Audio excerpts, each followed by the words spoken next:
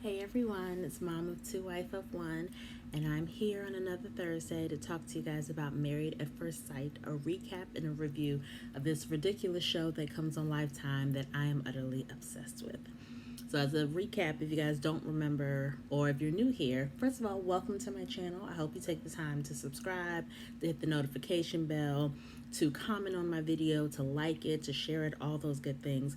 I typically come on here on Thursdays to talk about Married at First Sight, but I also pop up every once in a while with videos of me reading with my daughter, doing a movie review with my son, or just giving tips on something that I may have learned that week. So, Married at First Sight, if you guys are not familiar with the show, it's a show that comes on Lifetime Wednesdays at 8 p.m. and it's basically about 10 single people who sign up to have matchmakers pick a spouse for them. Once they're picked, the matchmaker tells them, or the experts tell them, we found someone to be your wife or your husband. You will meet them in 2 weeks at the wedding. Here's their ring size. Good luck. The experts are around throughout the whole process of them being married for at least 8 weeks, and then at the end of 8 weeks, they have to decide if they want to continue to get married or get a legitimate divorce. So cameras follow them as they prepare for the wedding, as they meet their spouse at the altar, going on the honeymoon, coming home, and sharing an apartment together that the experts or the show pays for. And it just shows them kind of learning how to merge their life with another person. So this is episode 11. This is the 1 month anniversary for the couples, and it's just showing how they've progressed from the first month till now, from the first day of meeting until now. And so all the couples got the chance to look back at their wedding video, their wedding pictures, and kind of take them back to that place 4 weeks ago when they were still single, and how their feelings for this person has either grown or diminished in 1 month's time. So I will first start with Paige and Chris because they seem to be the couple to really focus on most of the time. But all the couples now are getting into some juicier territory, so they're definitely not as boring. But Paige and Chris, I am waiting for the day, or the episode rather, where we see her girlfriends come surround her with love and support. We see her family members come, and they are throwing her a divorce party and praising God and just shouting and screaming and having streamers and all kinds of liquor to celebrate her getting a divorce from this dude. So this episode shows them still trying to quote unquote work things out by hanging out. So they play pool together, they play basketball together, they have a little fake deep conversation, and she's like, yeah, these conversations should have happened, they should have happened from the very beginning, and we're having them now, so that's giving me hope. And it's like, it's just too little too late, and I don't really understand. And it's funny because a lot of things that she says about him and about the situation that she says, like when she's around her not her real girlfriends, but the other brides or other women, she doesn't say it to his face. So when she's in front of him, she doesn't say anything about the fact that he bought his baby mama, his future baby mama, because the baby hasn't come yet, that he bought her a brand new Benz or BMW. Did this last week, or announced it last week, and we never really saw her reaction. She just said, oh, brand new. And kind of stored it away in her mind, but didn't really react to it. But then she got around some of the other wives. She said, clearly, she was basically talking about Chris. She said, clearly you're operating as a single man, because a husband would have come and had discussion with me before spending that kind of money, as opposed to a single man who's just going to do it because he thinks he can do whatever he wants, and then comes back and tells me later, like, oh, since you're my wife, I guess I should tell you that I dropped this bread on this person. So that's one of the things. I mean, there's a couple things that bother me about Paige specifically. That's one of the things that bothers me, is that she seems to have all of the gall and the audacity and like the just her righteous anger, righteous confusion. She has all of that when she's around other people, but when she's around him, that doesn't tend to come out as much. And I don't know if it's because she's afraid of how he's going to see her. She still has a hope in her mind, so she doesn't want to turn him off. I don't know what it is. And who knows, maybe this is the way she is in relationships in general. But I feel like at the end of this experiment, she needs to not only learn more about herself and like, oh, because she said last night at the end of her story arc that, I learned this, it's okay to choose me.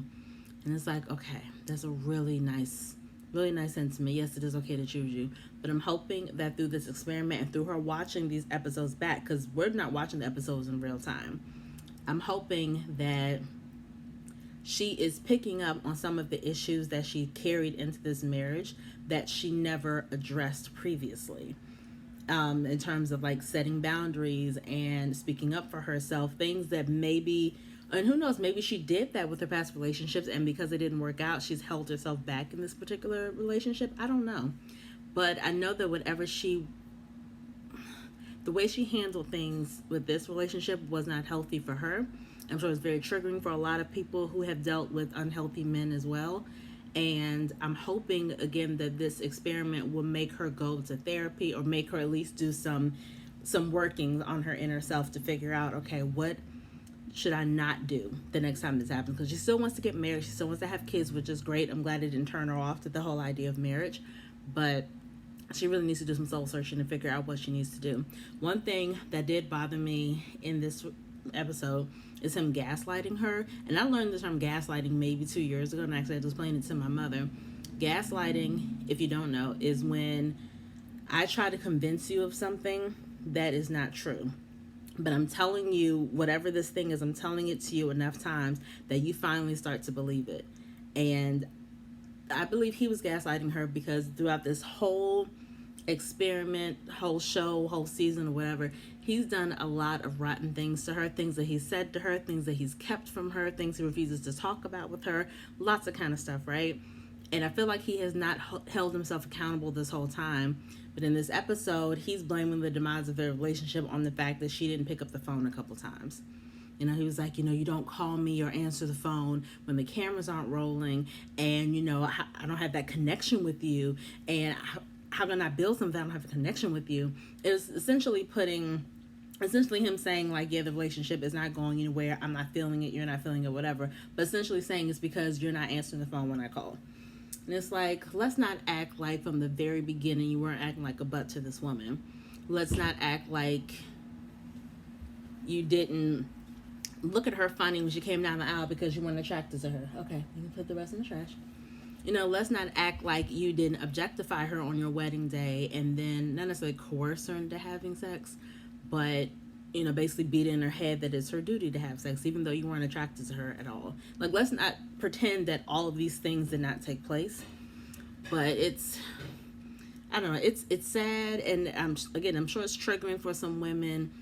And I'm hoping, there's been so many opportunities or so many times when they've said, this is it, this is the end, divorce, whatever. I'm really hoping it sticks this time, because I'm tired of the two of them. They're serving no purpose for each other. It's exhausting, it's draining. And so my hope is that next week's episode, it will show Paige going through her phone, physically blocking his number. It will show her contacting a lawyer. It will show her, talking with the lawyer about when you're going to serve him his papers, because everything has been in his corner and on his time. So I need her to reclaim her time and reclaim some of her power by taking charge. Because he talked to a divorce lawyer before, and then he's the one to put the divorce proceedings on hold because, like, I felt like I didn't give this a fighting chance, or whatever. So I need her to take control back and be like, okay, bet. This relationship doesn't serve me. I know that we're not going to get back together. We don't need to be back together. So I'm going to contact my lawyer. I'm going to have them serve you. They can hash out whatever needs to be hashed out. Fortunately, they don't have any assets. They need to split it between each other. None of that. So I'm like, let them do their thing. I'm going to block your number because we don't have to speak anymore. And just let it be that. So I'm hoping if we do see Paige, we see that. And also the biggest thing this season, that we have not seen her with her friends or with her family. The last time we saw them was at the wedding. And at this point, it's been 3 weeks later, and obviously she's kept them abreast of what's going on in her life, but we have never seen that. And for me, as a black woman, it just seems like you keep showing this black woman in these situations where she's being embarrassed and humiliated, where she's angry, where she's, again, being sexually objectified. You have her in all these situations, and she's never around people who have her back. She's around people connected to the show, who just want good ratings and who don't really care about her like that. And it feels like you just have her out there alone, like you're not really protecting her. And she needs her family, she needs her friends, somebody who has known her for a minute, who is there just to make sure she's okay. And we haven't had that scene, which has really bothered me. And again, I'm hoping that that's rectified shortly, because every single week we see this woman. It's like, where are your people? She had at least 4 women in the bridal party with her. This episode, she mentioned that she didn't answer Chris's call because she was out with her mother. So obviously your mother either lives in Atlanta or she's in town. Why have we not seen you talk to her? Like, we need to see this. So that's my 2 cents on Paige and Chris.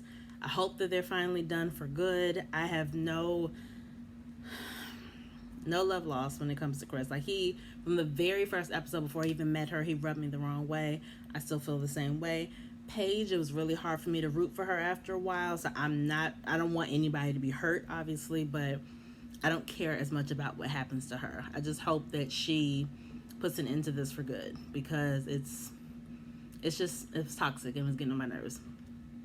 Brianna and Vincent are just so syrupy sweet. I really still love the relationship. For their 1 month anniversary, he surprised her by decorating and renting, I guess, this boat where they had a nice little dinner for two, and they got to look at the wedding video, and they, pronounced how much they love each other all over again. And I was just like, oh, gumdrops and rainbows and violins and tulips. It was just really, really cute. And one thing I love is that whenever he talks about his family, like, you guys are my family, and I got to do what's right, and I think about you guys all the time. I already put you guys first in my head. I love that he always says Brianna and Cookie.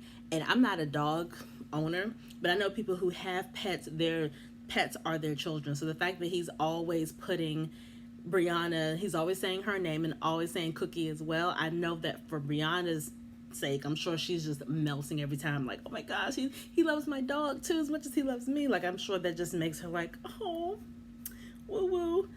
But yeah, I like them, and I still think they're really cute, and I definitely think they'll be good and they'll go the distance. They've always been like the front runner couple. We're like, yeah, they're gonna make it. Everybody else is just iffy. So Haley and Jacob, I called it, again, said this last week, called from the beginning. They're not gonna stay together.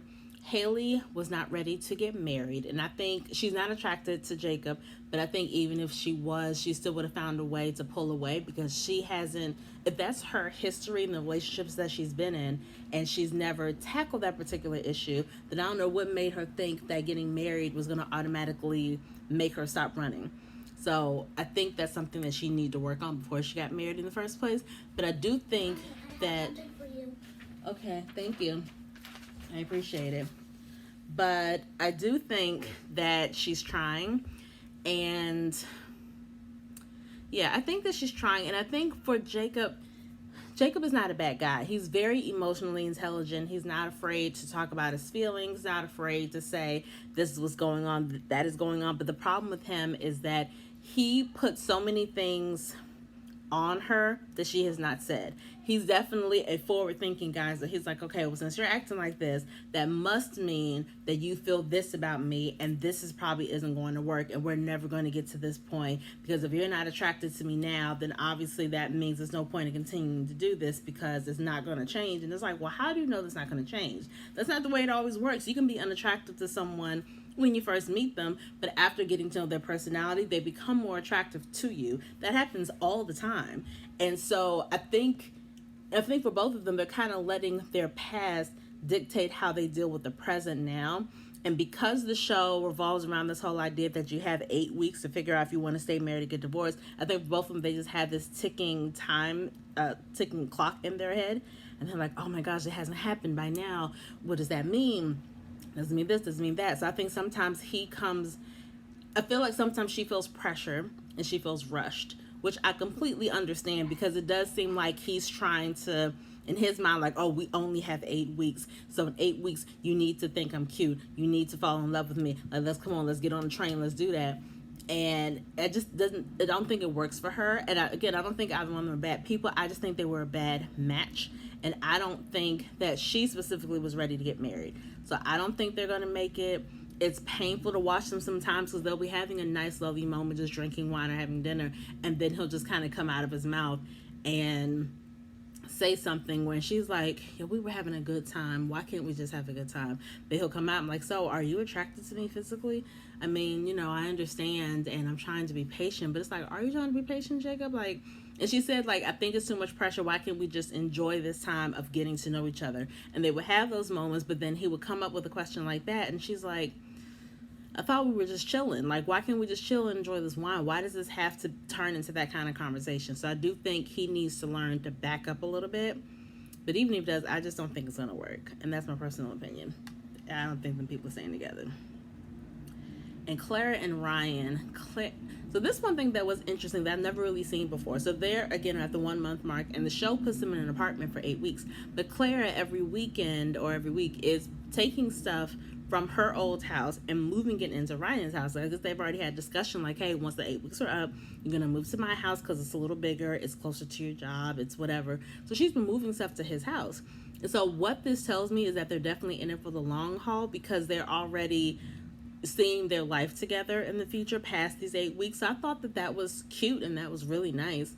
I think that's a little too premature because you don't know what's going to happen in the next month. But I thought it was still a nice gesture. Clara is still horny as all get out. She's like, I don't understand why we can't have sex. I just don't get it. And she's trying to be patient, but that's like her story arc. So every single episode, it's about the fact that they've never had sex, and it's about the fact that he has not said I love you, not just to her, but to anybody, any romantic relationship he's ever been in, he's never said I love you. And he was with a woman for almost 2 years and never said I love you to her. And I hate the fact that Claire kind of put that pressure on herself, like, well, he hasn't said it yet, but it's our 1 month anniversary, so this would be a perfect time. And it's like, no, women should never do that, because you're setting yourself up for disappointment when he doesn't do it, and then you're going to be pissed at him, and he's not going to know why, because you didn't tell him what your expectations were. But this man ain't say it to a woman he's with for almost 2 years, even though he ain't married her. You can't expect him to just immediately turn that part of himself off. Howsoever, Ryan is very stiff, and I feel like I don't really see the passion between them. Like, they definitely hold hands. I think they like each other's company and they talk a lot and all that stuff. But Ryan just seems really stiff. Doesn't seem like he really has fun like that. So it's interesting to see the two of them together, because she is so like boisterous and she's full of energy and she's full of life and she's like this and speaks her mind and all that stuff. And he's very kind of quiet and just relaxed. So I understand them putting them together. They tend to do that where it's like, oh, she'll probably bring up the fun side of him and he'll probably help her to settle down and be calm or whatever. I don't really see that happening though. So I think in the beginning I said like, oh, they'll probably make it, but I don't know. And she did say, if I don't hear I love you, she either said, if I don't hear I love you, or if we don't have sex by the time we hit 6 months, then I'm out of here. I can't stick around, which I don't blame her for. Because that is a long time to be laying beside this person every single day. And and not saying they ain't doing nothing, because she said they're basically doing everything, every other kind of sex, just not penetration sex. So I don't know what's going to happen with them. I think if by, not even 6 months, if by the 8-week mark, if they have not had sex, I don't see her saying yes to staying married. And, it's hard to predict what's going to happen in the future. So in her mind, probably like, I really like this guy. I'm probably falling in love with this guy, but he's not giving me what I need, no matter how many times I say I want it, even though I'm giving him all the space and I'm giving him exactly what he needs. I don't know. And it bothered me because the producer asked him point blank, do you think you're falling in love with Clara? And he just said, oh, yeah, sure. It's like, we're getting there. I think we're making our way there. And it's like, okay, you can't speak for her. So saying, I think we're getting there and we're making our way there. No. You can't speak for where she is. The producer asked you, Ryan, specifically, are you falling in love with Clara? He didn't say, do you think you guys are falling in love with each other? That's not what the producer asked you. So I feel like he's very kind of vague and skirts around that question. And I'm sure it makes him uncomfortable. I get it. But it's like, don't try to speak for her. Like, this is all on you. It seems like she's ready to make that next step. She's ready. But I also understand him not wanting to say it unless he really feels it. I get that too. So it's hard. It's a hard thing. Virginia and Eric. I feel like every episode I'm more and more impressed with the two of them, because I definitely called them in the beginning that they are not going to stay together. They are too opposite, blah, blah, blah, blah, blah. But I think now that the show has stopped focusing on her drinking, which is what they were doing in the edits, they always focus on her pouring a drink, drinking wine, taking a shot, asking somebody else to take a shot. They focus on it way too much in the first few episodes, so it obviously gave the impression that she is a lush and that she's a drunkard. But the past 2 episodes haven't focused on that, so you've been able to just see her as a wife trying to find her way, trying to appease her husband while still trying to learn her husband, while still trying to deal with some of her past battles when it comes to relationships. So this is another conversation basically about like, where are we going from here? and it had to do with their living situation. She was like, I don't want to move to your house. And he's like, well, why not? It's on my house. She's like, because I want us to have a house, together. I want us to build the place together. And he's like, and that's fine, but I told you that we can't do that right away. It takes time to sell a house. So I think we just go to my house and live there until we have our new place, and then we'll move to the new place. Because your apartment, it doesn't make sense. You're renting and I own. And one thing I liked is that sometimes she's never called him on this, at least not on camera, but this one conversation, twice she called him on things that he does every episode. He always mentions how he was married before, like, well, you haven't done this before, I've done this before, so when, this is how things work. And it was the first time saying, okay, if I have $1 for every time you say I've done this before, I was like, good for you, Virginia. Call him on it, because he does say that every single episode. And then she called him on the fact that he was talking to her like she was dumb. And he does that a lot. I feel like he didn't do that much last episode, but for the most part, whenever he's talking to her, he's talking down to her like she doesn't know anything, because she's younger and because she's never been married. And it's like, okay, so yes, you were married, however, you've also been divorced. So you're not an expert on this. And even if the divorce was amicable and everything like that, Virginia is not your ex-wife. She's a completely different person. So yes, you knew how to do marriage with that woman. Doing marriage with Virginia is not going to be the same thing. So I like that Virginia is very clear on that. And they never really came to a conclusion about where to live, because her thinking is, I completely get it. She was like, that's your place. So I'm going to feel like I'm just staying at your place with my dogs and my cat. I feel like I'm going to be on eggshells and making sure we don't mess up your stuff, and I'm going to be really uncomfortable there. And I think that's valid, a very valid concern. So I got it. Like I said, they didn't come to a conclusion about it. And they just kind of tabled it for now. They're like, well, let's just continue to enjoy the moments and continue to enjoy being together. So they watched their wedding. Well, they didn't watch the wedding video, but they looked in the wedding album and they read their vows to each other. And I feel like they're still building. They're still going in the right direction, which is really nice to see. Because, again, I didn't expect this at all. I totally expected them to just not be at each other's throats, but I definitely expected him to continue to treat her like she was his daughter, and for her to just be out there partying, not caring about what he's doing. So it's really refreshing to see that they're really legitimately trying, and they legitimately like each other. So my predictions now that we are 11 weeks in: Brianna and Vincent, yes, they're going to stay together. Haley and Jacob, no. I think they'll make it to 8 weeks, but I think they're both going to decide to get a divorce. Paige and Chris, I'm hoping that it's final, that they're finally done with each other, and I don't want them coming back for the decision day, because no, they've made their decision very clear. Let's just leave it at that. Stop trying to bring them back. Let them stay where they are. I think Eric and Virginia have a good chance, so I'm going to say, I don't know if I can immediately say yes still. I'm going to say maybe for Eric and Virginia. And for Clara and Ryan, right now I'm going to say no. And I've been saying yes this whole time. And I think I said maybe last week. I'm going to say no for now, because it doesn't seem like things are improving week by week. So we'll see. We still have a while to go. This is only the 1 month mark. They have another 4 weeks of wedded bliss, which means we have another potentially however many weeks left of watching the show, at least 6 weeks of watching the show. So we'll see what happens. And obviously, I'll keep you guys updated if I change my mind. If you guys watch the show, even if you don't, and you've just heard a lot about it and you've seen a clip here or there, let me know your feelings. Do you have different predictions from mine? Do you think Claire and Ryan have a good shot and they're going to be okay? Do you think Brianna and Vincent may have a big blow up and not make it? What do you think? Comment below. I love talking to people about this show. So I would love to talk to you in the comments about what's going on, again, what you predict. If you guys have any suggestions for the show that I should watch and review and recap next, let your girl know. But I'll talk to you guys later. I'll talk to you guys next Thursday. And yeah, this is Mama to Wife of One, and I'm signing off. Peace.